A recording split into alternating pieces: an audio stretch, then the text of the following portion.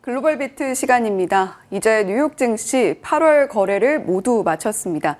4월의 충격을 딛고 4달 연속의 상승 흐름을 그리고 있는 뉴욕 증시인데요.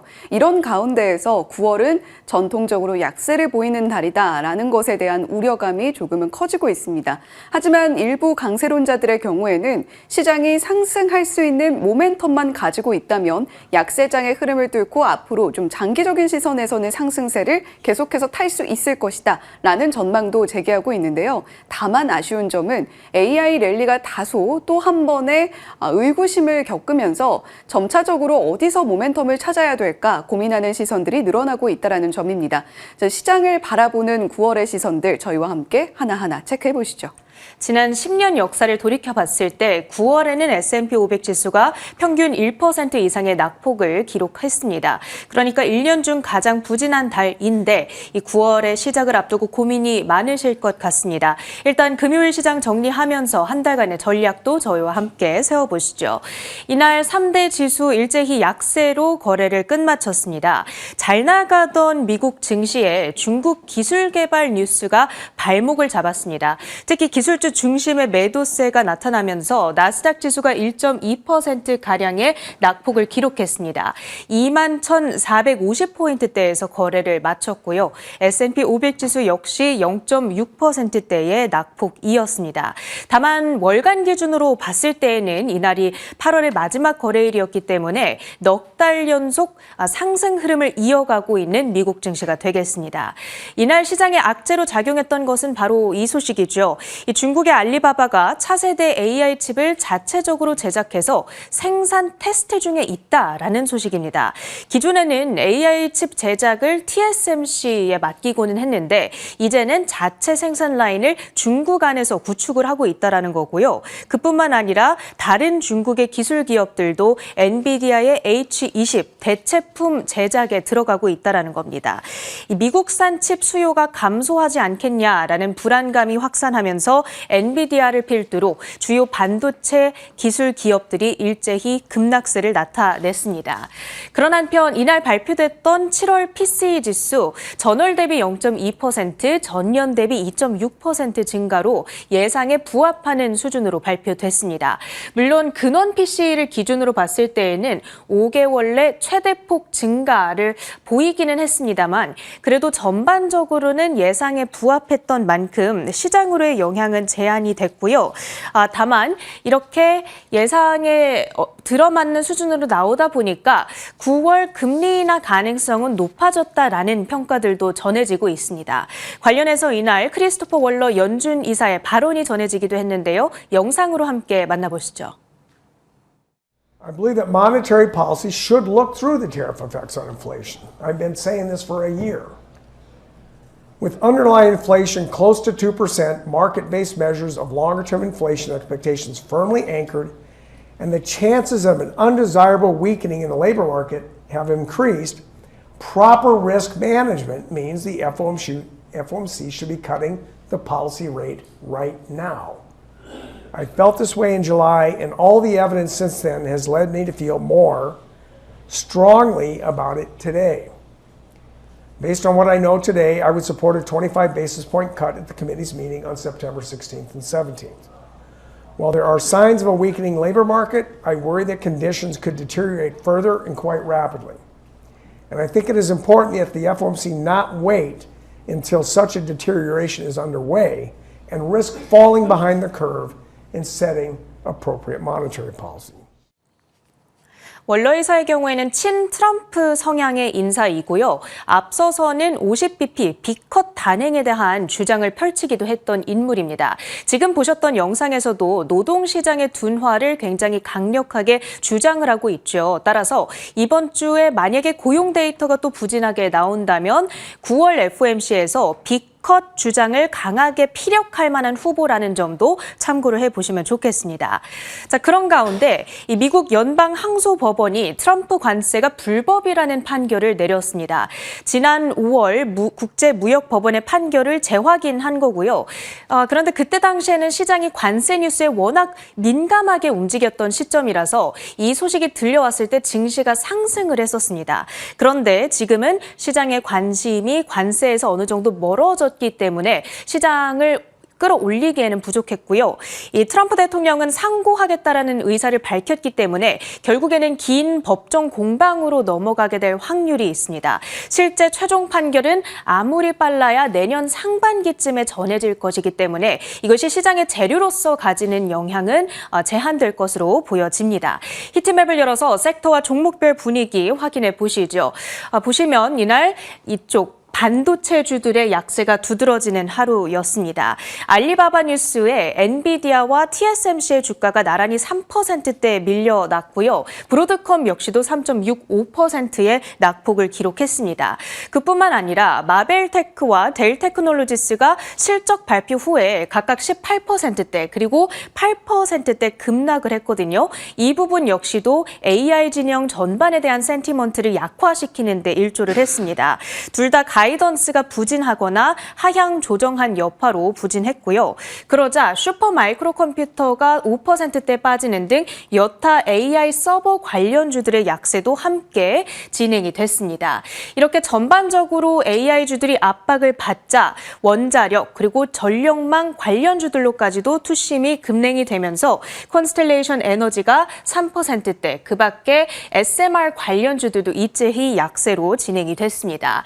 빅테크주 가운데에서는 테슬라 역시도 3.5%의 마이너스입니다. 차익 실현 매물이 출회를 했고요.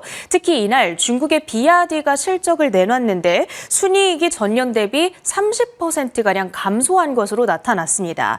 2022년 1분기 이후 첫 연간 순이익 감소를 기록한 것이 되겠고요. 공격적인 가격 인하에도 불구하고 차량의 판매는 오히려 정체되거나 둔화한 것으로 나타났습니다. 그러면서 전체 전기차 시장에 대한 수요 부진 우려를 자극했다라고 볼 수가 있겠죠. 그 밖에는 이쪽에 위치한 중장비 업체인 캐터필러, 트럼프 관세로 인해서 15억에서 18억 달러의 타격이 있을 것이다. 이런 발언을 내놓은 이후에 주가가 3.7% 밀리기도 했습니다. 그 밖에 주요 종목 이슈들 하나씩 볼 텐데요. 이날 시장에서 가장 큰 영향력을 가졌던 알리바바 이 실적 결과가 나왔습니다. 실적 성적표를 먼저 함께 확인해 보시죠. 헤드라인 넘버부터 보시면 매출액은 2% 성장에 그쳤습니다. 하지만 주당 순이익, 물론 미스를 기록하긴 했지만 전년 동기 대비했을 때 큰 폭으로 개선됐다라는 데에 좀 주목해 볼 만한 포인트가 있었고요. 부문별로 봤을 때에는 특히 이 클라우드 컴퓨팅 매출이 26% 성장하면서 334억 달러대를 기록했습니다. 그런 한편 AI 인프라 확대를 위한 설비 투자는 57% 증가한다라고 이야기를 했거든요. 전체적으로 봤을 때 클라우드 부문의 가파른 성장이 실적을 견인하고 또 AI를 향한 자본 지출은 크게 늘렸다라고 볼 수가 있겠습니다. 시장에서는 긍정적으로 해석할 만한 포인트들이 많이 있었고요. 그리고 나서 이어졌던 컨퍼런스 콜에서 자체 AI 칩을 테스트 중이다라고 발표를 한 겁니다. 이 엔비디아의 H20을 대체하기 위한 제품인 거죠. 얼마 전에 중국 정부가 자국 기업들의 엔비디아 칩을 쓰지 말아라라고 권고했다라는 소식을 이 시간 전해드리기도 했는데 중국이 미국에 대한 의존도를 낮추고 자체적인 AI 생태계를 구축하려는 의도로 판단을 해봐야겠습니다. 과연 이 소식이 계속해서 미국 증시에 얼마만큼의 파장을 미치게 될 것인가 예의주시를 해보셔야 될 것 같고요. 알리바바는 이날 실적 결과 소화하면서 13% 가까운 폭등 흐름을 가져가면서 135달러대까지 안착을 하고 있습니다. 그리고 알리바바 뉴스에 방금 보신 것처럼 AI주들이 전부 밀렸잖아요. 그런 가운데 나 홀로 급등세를 연출했던 종목이 바로 아이렌이 되겠습니다.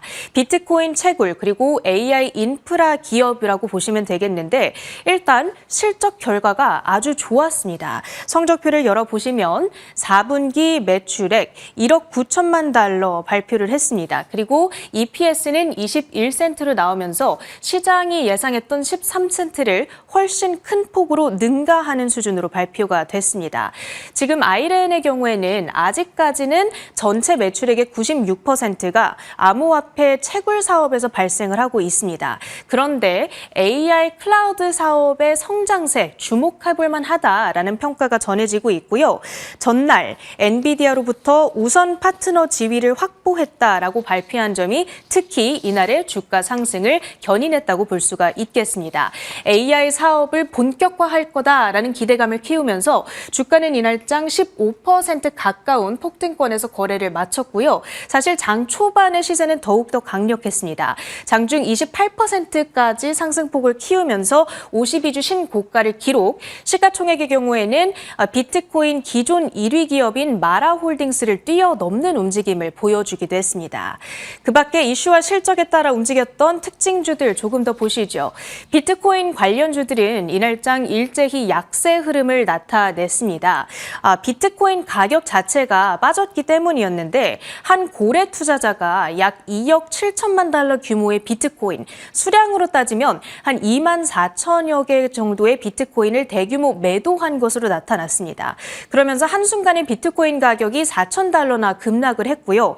이후 레버리지를 사용한 포지션들이 대거 청산되면서 약 9억 달러 규모의 강제 청산이 연쇄적으로 발생을 했습니다. 그러면서 비트코인 가격이 한때 10만 8천 달러 선 아래로 내려가기도 했었고요. 관련주들의 시세를 보신다면 서클이나 로빈후드처럼 일부 그럼에도 불구하고 강세를 연출한 종목들도 있었으나 대체적으로는 코인베이스가 1.3% 하락, 마이크로 스트래티지가 1.3% 하락, 또 블리쉬, 스트래티지 등의 종목들도 부진했던 흐름으로 파악이 되고 있습니다. 마지막으로는 어펌 홀딩스의 시세까지도 확인을 해볼 텐데요. BNPL, 그러니까 선구매 후 결제 서비스를 제공하고 있는 핀테크 업체가 되겠습니다. 실적 결과가 잘 나왔습니다. 한번 보시면 일단 매출액이 33%나 점프를 했습니다. 8억 8천만 달러, 시장의 컨센서스를 웃도는 수준으로 발표가 됐고요. EPS 역시도 20센트로 강력하게 나타났습니다. 이번 실적의 핵심은 0% APR 상품인데요. 쉽게 말해서 이자가 0%인 할부 상품입니다. 일정 기간 동안 원금만 나눠서 상환을 하면 되고요. 그러다가 연체를 하게 되는 순간부터 이자율이 25%, 거의 우리나라로 따지면 사채 수준까지도 폭증을 하게 됩니다. 지금 미국 안에서 이 APR 0% 상품을 사용하는 소비자들의 수요가 굉장히 높다라고 합니다. 경기가 둔화되고 금리가 상승하면서 큰 지출을 감당하기 어려운, 그리고 대출을 받기가 어려운 중산층 이하의 소비자들이 서비스를 애용하고 있는 것으로 나타났고요. 이렇게 변화하는 경기 환경 속에서 BNPL 서비스가 단순한 편의를 제공하는 것이 아니라 소비자 지출을 보완하는 아주 중요한 채널로 자리 잡았구나. 그러니까 금융산업 전체에 있어서도 어떠한 시사점을 갖는다. 이런 평가가 전해지고 있고요. 어펌홀딩스의 주가는 10.6% 뛰어오르면서 88달러대에 안착하기도 했습니다. 마지막으로는 이번 주 주요 일정까지도 체크를 해보시죠. 9월의 첫 주가 되겠습니다. 일단 월요일은 노동절 관계로 미국 증시가 하루 쉬어갑니다. 미국 주식 서학개미 분들께서는 하루 정도 더 쉬면서 여유로운 마음으로 이번 한 달간의 투자 전략을 세워보시면 될 것 같고요. 이렇게 거래일이 단축되다 보니까 전체적으로는 한산한 주간이 예상되는 가운데 가장 중요한 데이터는 금요일에 예정이 되어 있습니다. 이날 8월 비농업 부문 고용보고서가 발표되고요. 이를 통해서 고용 건수 그리고 실업률을 받아들게 될 텐데 만약에 고용 둔화가 두드러지게 될 경우 연준 내부에서 일부는 빅컷을 주장하는 등 이견이 아주 크게 갈릴 가능성이 있겠습니다. 그 외에도 수요일에는 졸츠, 구인이직 보고서 그리고 연준의 베이지북 발표가 예정되어 있는 한편 한편 8월에는 ADP 민간 고용 역시도 발표가 예정되어 있습니다. 주목해 보실 만한 기업 실적으로는요. 가장 중요한 것은 목요일 브로드컴, 엔비디아의 후발주자가 예정되어 있습니다. 브로드컴의 실적을 통해서 AI주들의 분위기가 반전될 수 있을 것인가 주목해 볼 만한 포인트가 되겠습니다. 그 밖에는 수요일 세일즈포스 정도 체크를 해보시면 좋겠네요. 일정까지 봤고요. 주요 외신 헤드라인으로 이어갑니다. 네, 이제 8월 거래를 모두 마친 뉴욕 증시 9월로 접어들게 됩니다. 그런데 9월을 앞둔 뉴욕 증시 투자자들의 시선은 조금은 흔들리고 있는 듯한 게 사실인데요. 8월은 그래도 상승으로 마무리를 했습니다만 9월은 전통적으로 약세를 보이는 달이다. 이러한 분석들 많이 들어보셨을 겁니다. 자, 그렇다면 시장은 4달 연속 과연 상승세를 이어갈 수 있을 것인가 쪽으로 시선이 옮겨가고 있다라는 이야기인데 4월의 충격을 딛고 점차적으로 큰 상승폭을 기록해줬던 그리고 연일 사상 최고치를 경신하는 흐름을 보여줬던 뉴욕 증시입니다. 그리고 4달 연속으로 그래도 상승을 하면서 마무리를 한 상황인데요. 4월 바닥에서 이렇게 차근차근 올라와줬던 뉴욕 증시 9월은 역사적으로 연중 가장 약세를 보이는 달이고요. 나스닥의 9월 신고가 달성 확률은 기존의 5% 미만으로 집계가 되고 있고 비트코인과 같은 보통 위험 선호 자산으로 여겨지는 자산군들의 경우에도 비트코인 올타임 하이 달성 확률 0.6%에 그치고 있다라는 통계 나타나 있습니다. 자, 4달 연속 상승을 이어갈지 주목이 되고 있는 뉴욕 증시 다음 장 이어서 살펴보시면요. 자, 그렇다면 9월에 그렇다고 해서 지나치게 좀 긴장하고 투자를 좀 위축되는 달로 봐야 될 것인가? 일부 투자자들의 경우에는 모멘텀만 있다면 주식의 상승을 계속해서 기대해봐도 좋다라는 관점을 제시하고 있습니다. 우리가 대표적으로 시장의 강세론자로 알고 있는 펀드스트렛의 톰 리뿐만이 아니라 노스라이트 에셋 매니지먼트의 크리스 자카렐리 모멘텀이 증시를 이끌어줄 것이다라고 이야기를 하고 있는데요. 다만 불안한 점은 지금 현재의 모멘텀이 살짝 둔화되고 있다는 점입니다. 특히 AI가 촉발한 모멘텀이 조금은 꺾이는 듯한 분위기인데 과연 우리는 시선을 어느 쪽으로 옮겨야 될지 잠시 후에 하나하나 짚어보도록 하죠. 자, 지금 보고 계신 그래프는 SG 크로스에셋 모멘텀 인디케이터라는 지표인데요. 주식이라던가 원자재, 암호화폐, 여러 가지 자산군, 11개 자산군의 모멘텀을 추적하는 지표라고 보시면 되겠습니다. 이 숫자가 100%에 가까울수록 자산군들이 다수의 상승 모멘텀을 품고 있다라는 것을 반증하는 셈인데요. 지금 현재로는 80% 부근에 머물러 있는 모습입니다. 다만 그 모멘텀에 대한 심리 지표가 조금 꺾이고 있다라는 것은 불안 요소로 충분히 볼만하나 80% 조금 넘어선 숫자를 기록하고 있다라는 것은 여전히 리스크 온 국면이라는 점을 반증하고 있는 셈이죠. 자, 그렇다면 우리가 다음으로 살펴볼 만한 모멘텀을 어디서 제공을 해줄 수 있을 것인가? 지난 지표 살펴보겠습니다. 8월 마지막 거래일에서 나타났던 PCE 물가지표인데요. PCE 물가지수 0.2% 전월 대비 상승이었고요. 2.6% 전년비 상승폭을 나타냈습니다. 예상치에 전반적으로 부합하는 모습이었고요. 개인 소득과 소비 지출 가장 불안하게 여겨졌던 포인트인데 이 부분이 늘어나는 모습, 반면에 서비스 지출이 다소간에 부진했고 저축률은 여전히 낮다라는 점을 불안 요소로 계속해서 미국 증시의 발목을 잡을 가능성이 있습니다. 자, 그 가운데에서도 코어 PCE 물가지표를 연준에선 가장 주목을 하고 있죠. 전월 대비로는 0.3%, 전년 대비로는 2.9% 상승하는 모습을 보여주면서 시장의 예상에 전반적으로 부합하는 모습이었습니다. 주택을 제외한 핵심 서비스 물가가 0.4%가량 강세 흐름을 나타내는 모습을 보여줬는데요. 지금 계속해서 관세 영향력을 가늠하는 과정 속에서 그래도 무난한 물가지표 발표가 이어지고 있다라는 평가 나오고 있죠. 자, 이제 또 곧 나오게 될 CPI 물가지표와 함께 이 PCE 물가지표도 들여다보시면 좋겠고요. 자, 지난달에는 우리가 고용지표의 충격을 고스란히 떠안아야 됐습니다. 이로 인해서 BLS 국장이 해임되는 사건도 발생하기도 했었죠. 자, 그렇다면 이제 나타날 고용지표는 과연 어느 방향을 향해 나아갈 것인가? 졸츠 보고서가 9월 3일 수요일에 발표가 되고요.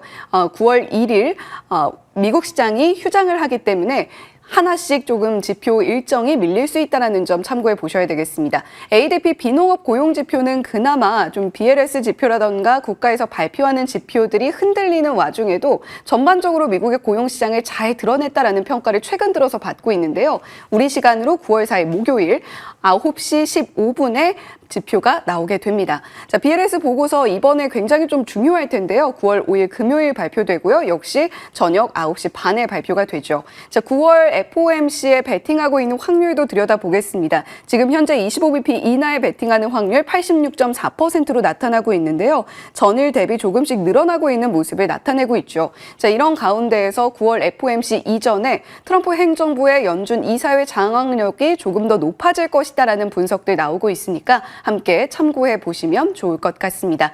자, 첫 번째 헤드라인, 우리 시장의 좀 긴장도를 높일 만한 헤드라인 들려왔었죠. 삼성전자와 SK하이닉스에 즉각적으로 영향을 미칠 만한 뉴스인데 함께 체크해 보시죠. 미국 정부가 SK하이닉스와 삼성전자가 중국에서 첨단 반도체 칩을 생산하는 것을 더 어렵게 만드는 새로운 규제를 발표했습니다. 미국 상무부는 삼성전자와 SK하이닉스 그리고 인텔을 검증된 최종 사용자 VEU 목록에서 제외했습니다. VEU 프로그램은 별도 허가 없이 미국산 반도체 제조 장비를 중국 공장에 반입할 수 있도록 했던 면제 제도입니다. 앞으로 두 회사는 중국 내 공장에 장비를 들여올 때마다 미국 정부의 개별 허가를 받아야 합니다. 해당 규제는 120일의 유예 기간 후 적용됩니다.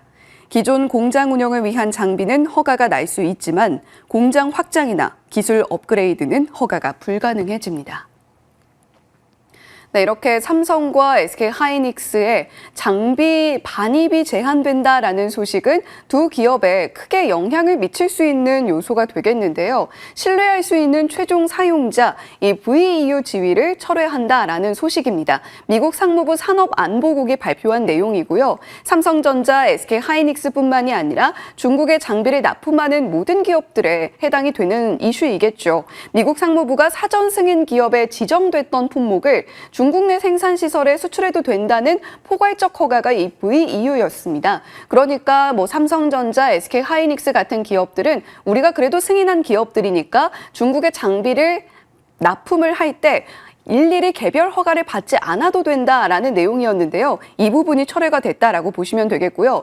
상무부의 발표에 따르면 연간 1000건가량의 수출 허가가 추가 발생할 것으로 보인다. 이런 이야기를 내놨습니다. 그러니까 1000건가량의 장비 반입이 규제된다라는 점에서 해당 기업들, 개별 기업들의 경우에는 타격을 받아갈 수밖에 없는 상황이 되는 거죠. 자, 그렇다면 지금 이 안에서 삼성전자, SK하이닉스가 어느 정도로 구체적인 영향을 받아가게 될까 가늠을 좀 해보겠습니다. 일단 기존 공장에서 운영하고 있는 장비는 오케이입니다. 그런데 공장을 확장하거나 장비를 업그레이드하는 것은 불가능하게 되는 거고요. 삼성전자의 경우에는 중국 시안 지역에서 대규모 낸드 플래시 생산 공장을 보유하면서 이쪽에서 낸드 플래시를 많이 공급을 하고 있습니다. SK하이닉스의 경우에는 우시와 다롄 등지에서 디램과 낸드 플래시를 생산하고 있는 상황이죠.